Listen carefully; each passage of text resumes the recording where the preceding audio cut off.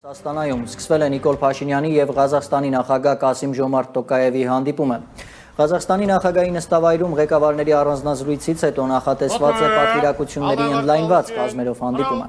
Քննարկվելու են տնտեսական, քաղաքական և այլ ոլորտներում համագործակցությանը վերաբերող հարցեր։ Հանդիպման բաց հատվածում Ղազախստանի նախագահը հայտարարել է, որ մի շարք կարևոր համաձայնագրեր են ստորագրելու։ Նիկոլ Փաշինյանն իր հերթին ասել է, որ այս այցը նոր լիցք կհաղորդի երկկողմ հարաբերություններին։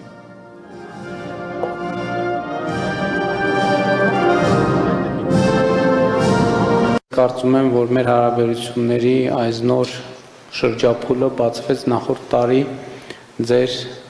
Հայաստանի Հանրապետություն կատարած պաշտոնական այցի արդյունքներով, որտեղ մենք մի շարք կարևոր պայմանավորվածություններ ձեռք բերեցինք, այդ պայմանավորվածությունների մի մասը արդեն կատարվել է, մյուս մասը կատարման ընթացքի մեջ է։